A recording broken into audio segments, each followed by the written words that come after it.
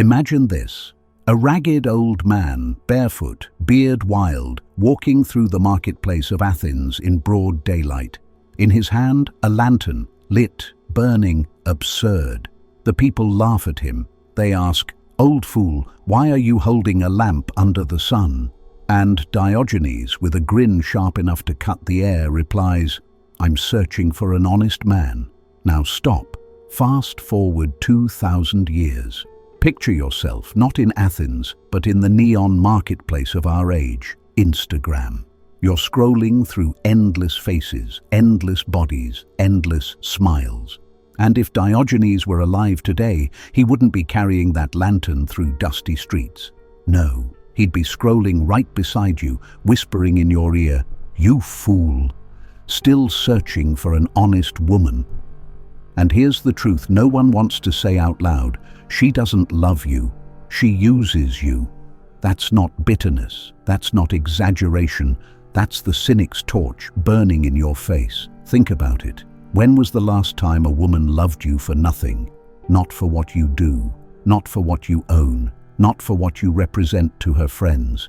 Just you. You can't think of it, can you? Because it doesn't happen.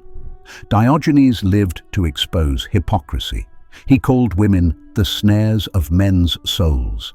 And if he saw the world now, he would laugh harder than ever. Because never in history has it been so obvious. Instagram turned every woman into a marketplace vendor. She's selling an image. She's auctioning her beauty to the highest bidder. The likes are not validation, they're currency. And every DM you send, every compliment, that's just you paying her rent in the empire of her ego. And yet you, the good man, the hopeful man, you scroll, you chase, you believe. You still think her smile means devotion. You think her laugh means love. You think her attention means you're the chosen one. Let me burn that illusion for you right now. Her smile is strategy. Her laugh is leverage. Her attention is bait.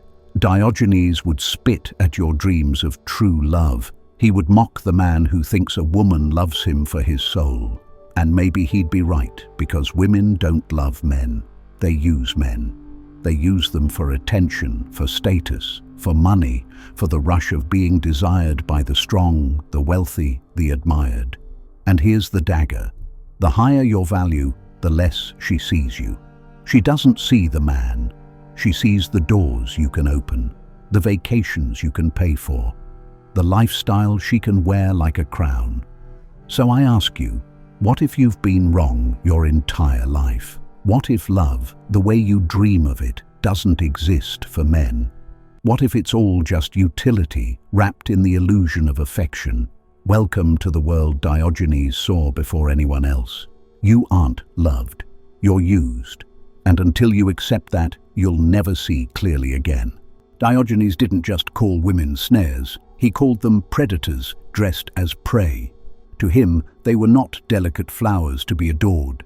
They were hunters, patient and cunning, using beauty as bait and desire as the trap. And the trap is simple. Desire. Men crave love. Men crave devotion. Men crave a woman who looks at him like he's her only star in the sky. But women crave advantage. Women crave leverage. Women crave men who lift them higher in the hierarchy. That's why Diogenes laughed at men chasing the fantasy of unconditional love. He knew it didn't exist. He knew that female desire is never free. It's transactional at its core. You want proof? Look no further than biology.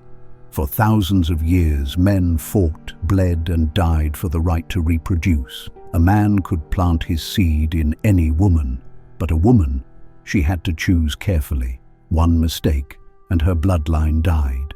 So what did nature carve into her instincts? Ruthless selection, cold pragmatism, an eye for the strongest, the wealthiest, the most dominant.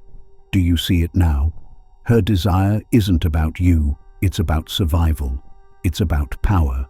That's why she's drawn to the man who doesn't need her. That's why she tests, provokes, and undermines. Because she's not chasing comfort. She's chasing the feeling of being swept into the orbit of someone greater. Diogenes would spit in the face of your romantic ideals. He would tell you bluntly, she does not want you for love. She wants you for use.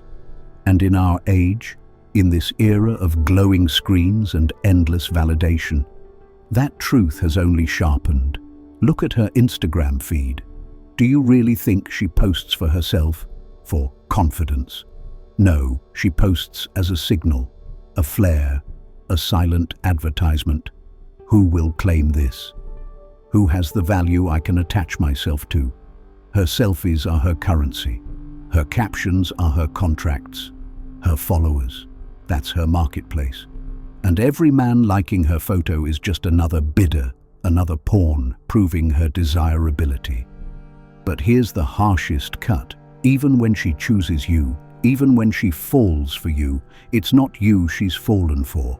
It's the utility you represent. You're the passport, you're the lifestyle, you're the protection, you're the status symbol she parades in front of her friends. And when that utility fades, when your shine dulls, when another man appears with greater resources, stronger presence, higher value, the same desire that pulled her in will pull her away. Diogenes understood this. He said, "Love is the occupation of the idol." In other words, love is not pure. Love is not sacred. Love is just a mask for appetite. So stop asking, "Does she love me?" Start asking, "What does she use me for?" Because until you see through the mask of desire, you'll never understand why women do what they do. Diogenes mocked vanity. He urinated in public, slept in barrels, ate scraps like a dog, because he wanted to strip life bare, expose its illusions. If he walked among us today, he wouldn't waste his time with wine or temples. He'd walk straight into the digital colosseum of our age. And he would point with that crooked grin at one glowing blue square: Instagram. Understand this: Instagram is not harmless. It's not a photo album. It's not just for fun.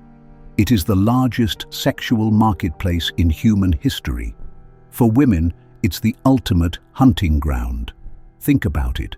For thousands of years, a woman's reach was limited to her village, her city, her social circle. Now, with a swipe of her finger, she has instant access to millionaires, athletes, CEOs, rappers, kings of their digital empires. Do you see the weapon she holds in her hand? That selfie, angled just right. That bikini shot, bathed in golden sunlight. That innocent mirror pic, cropped but calculated. These are not pictures, they are spears, thrown into the attention of men across the globe. And men bite, always. Every like you drop, payment, every DM you send, tribute, every flame emoji or heart reaction, just another coin in her treasury of validation. Diogenes called people slaves to their appetites. Today, he'd call men slaves to her feed. You're not pursuing her, she's baiting you. You're not discovering her, she's advertising herself. Here's the brutal truth: she doesn't even need to chase anymore. Instagram turned the hunt upside down. Now, high-value men come to her. The private jet offers slide into her inbox. The dinners, the vacations, the flyouts. All waiting, all competing. And don't think she's loyal. Don't think you're the one just because she posts you once on her story. While you're smiling, thinking she's proud of you, she's still keeping her options alive. The same woman who tells you, "You're all I want," is refreshing her notifications, basking in the endless flood of thirsty men begging for her attention. This is the game. Instagram is her portfolio, her weapon, her net. And men are the fish, swimming willingly into it. So let me ask you, do you really think she wants you? Or does she want the value you represent? The dinners, the gifts, the image of dating someone high status she can flaunt? Diogenes would laugh. He'd say, "You're not her lover, you're her sponsor." And when you stop sponsoring, when the lifestyle slows, when your posts stop shining, She'll scroll right past you, like yesterday's meme. Instagram didn't create female nature. It just exposed it. It amplified it. It gave her a global stage to do what she's always done: leverage men, use men, climb through men. And the tragedy? Most men still believe they're special. They're not. They're just another follower in her digital harem. Diogenes once said, "Of what use is a philosopher who doesn't hurt anybody's feelings?" So let's hurt some feelings. Here's the harshest truth you'll ever hear. The higher your value, the less she loves you. The more successful you become, the more money you earn, the more power you command, the less you exist as a man, and the more you become a resource. Understand this. Women don't dream of men. Women dream of what men bring. Your resources, the car, the apartment, the dinners, the vacations. Your status, the way she can show you off, the way her friends envy her for landing you. Your power, the confidence, the dominance, the way you bend the world to your will. She doesn't want the man, she wants the benefits attached to the man. And this isn't me being bitter, this is reality written into the biology of human desire. Schopenhauer, centuries after Diogenes, said it plainly: love is just nature's trick to keep the species alive.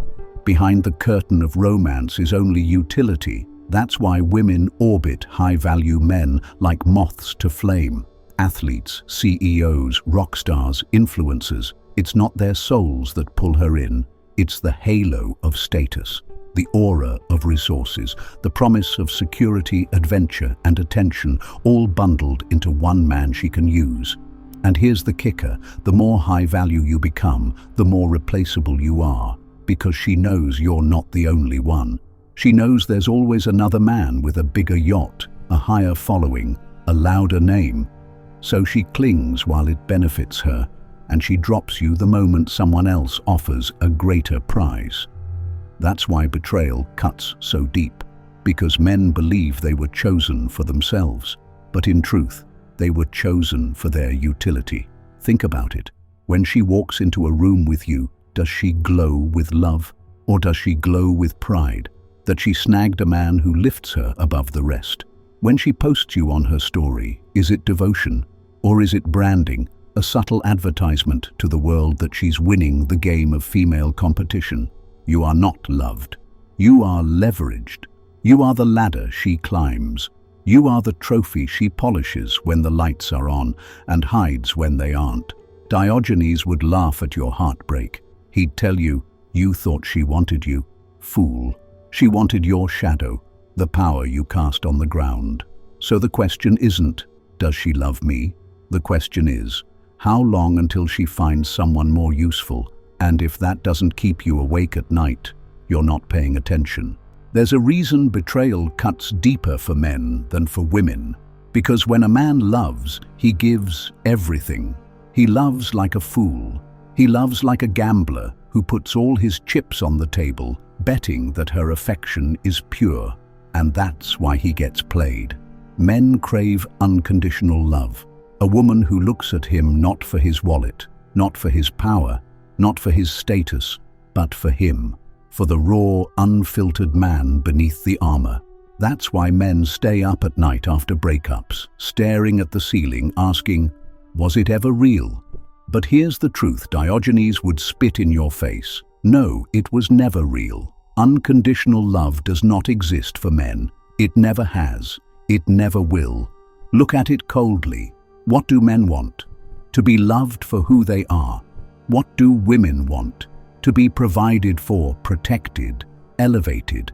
Their love is always conditional on your resources, your strength, your status.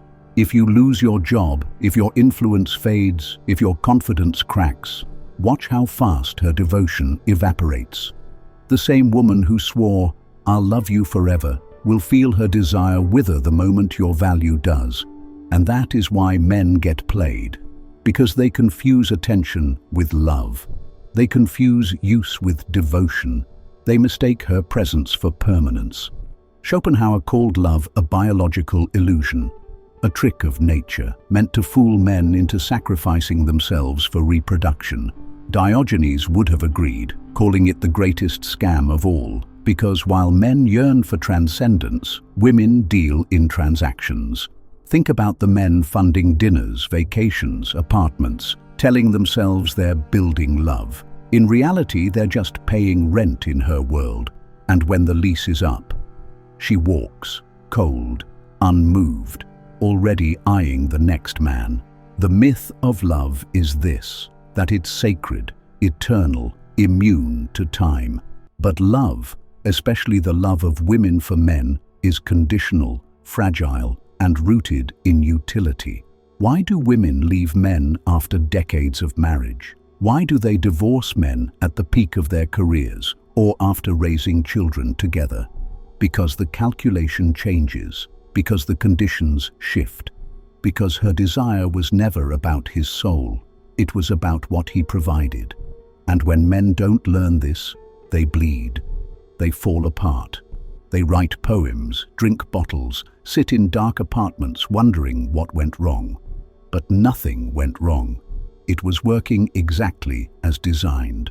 Love was the mask. Utility was the face. So the next time you ask yourself, does she really love me? Understand what you're asking. You're not asking if she loves you. You're asking if you still provide enough to keep her interested. And that's why men get played, because they believe in a myth that never belonged to them. By now, the illusions should be dead.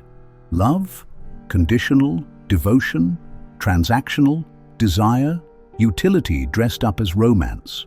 So the question becomes, what do you do now? How do you live once you've swallowed the truth that women don't love men, they use them? Here's the answer.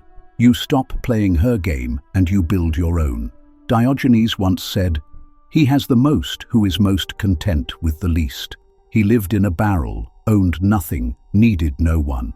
The man was untouchable, mocked by kings, ignored by elites. He simply laughed because he couldn't be used.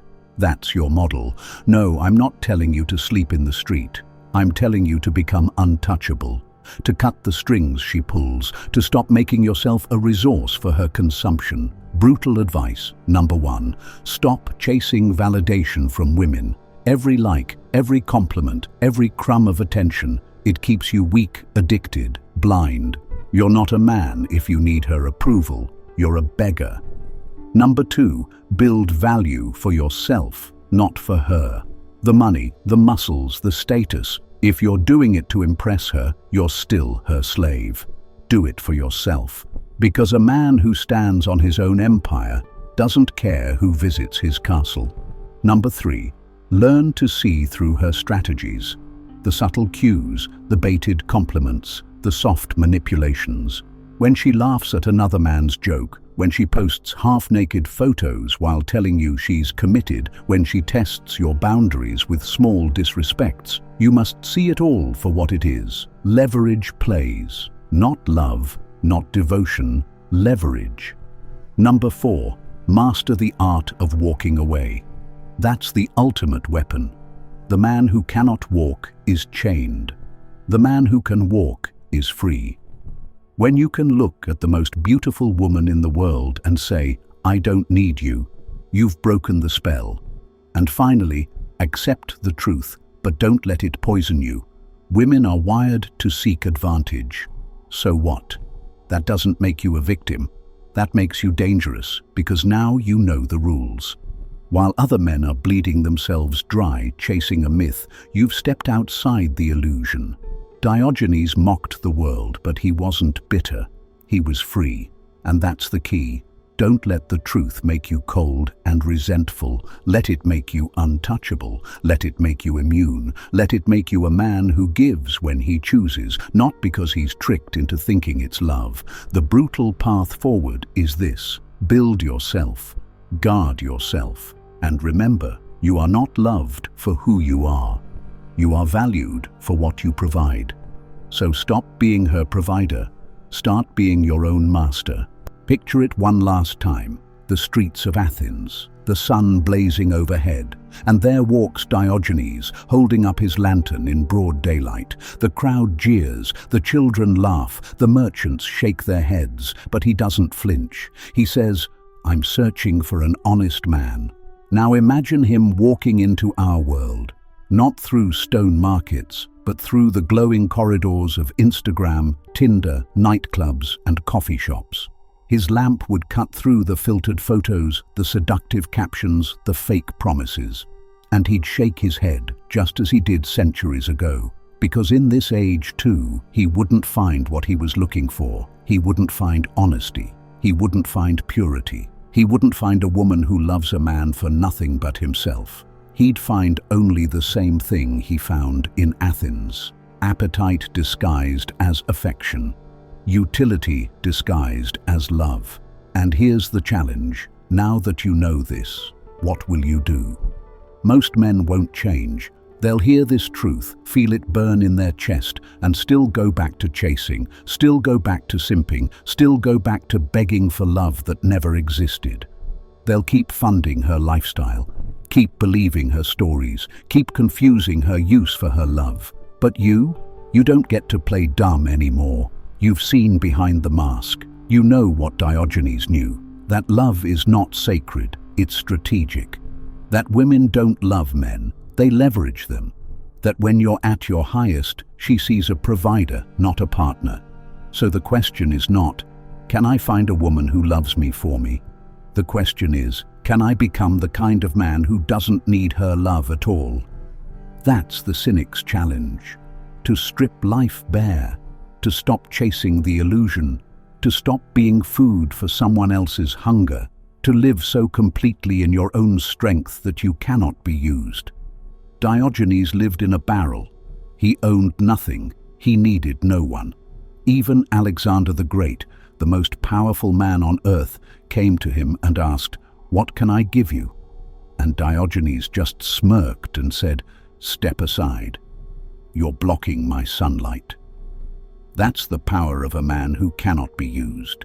That's the power of a man who sees through the game. So I'll leave you with this. You are not loved. You are leveraged. You are not cherished. You are consumed. Accept this, and you will never be fooled again. Reject it, and you will bleed like every man before you. Be the one Diogenes could finally call honest. Be the one who sees, who laughs at the illusion, and who refuses to be a pawn in someone else's hunger. And if this truth burned you, good. Let it scar you into strength. Share this with a man still asleep. Subscribe to the channel and support the mission using the link in the description below.